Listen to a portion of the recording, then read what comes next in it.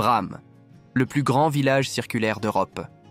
Au cœur de la région Occitanie et du département de l'Aude, entre Toulouse et la cité médiévale de Carcassonne, proche de la Méditerranée et des Pyrénées, Bram vous ouvre les portes du Lauragais.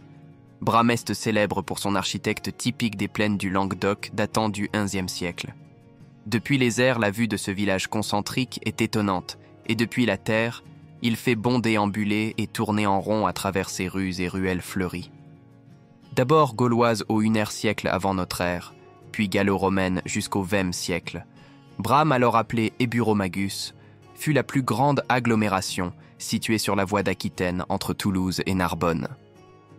La position de carrefour géographique de la ville au cœur de la région Occitanie a placé Bram au centre de tous les grands événements historiques.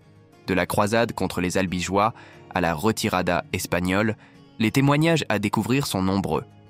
De nombreux vestiges romains ainsi qu'une partie de la voie d'Aquitaine y ont été découverts et sont exposés à Eburomagus, le musée archéologique de la ville, devenu musée de France.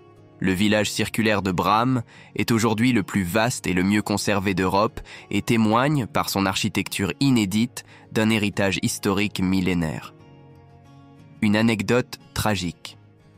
En 1210, au début de la croisade contre les Albigeois, le village fortifié de Bram, dépendant de la seigneurie de Montréal, est assiégé par Simon de Montfort.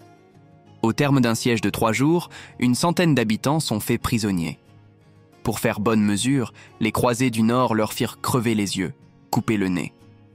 À un seul d'entre eux, on épargna un œil afin qu'il puisse conduire un cortège de mauvais augure au château de Lastours pour annoncer la venue des croisés. Aujourd'hui, Port-Canal. Depuis le centre circulaire de Bram, une piste cyclable vous invite à rejoindre, le long d'une allée arborée, la plus célèbre voie d'eau du Midi de la France. Classé au patrimoine mondial de l'UNESCO depuis 1996, le canal du Midi sillonne les terres du Lauragais et fait escale à Bram. En saison, on peut y louer un bateau pour vivre au long du cours d'eau quelques heures de la vie d'un capitaine, dîner sur les bords du canal au restaurant d'Esprit Guinguette, pédaler le long des chemins de halage vers Castelnaudary ou Carcassonne, se balader ou se prélasser à l'ombre des platanes et compter les équipages de passage qui s'aventurent, depuis leur péniche, à passer les écluses. Au lac de Buzerens, les chaleurs estivales occitanes invitent à la baignade.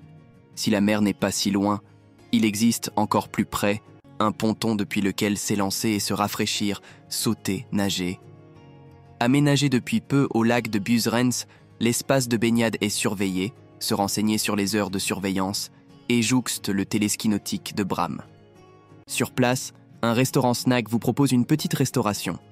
À vous des instants uniques entre gourmandise et tranquillité, assaisonnés d'une poignée de sport ou d'une pincée de fraîcheur aquatique.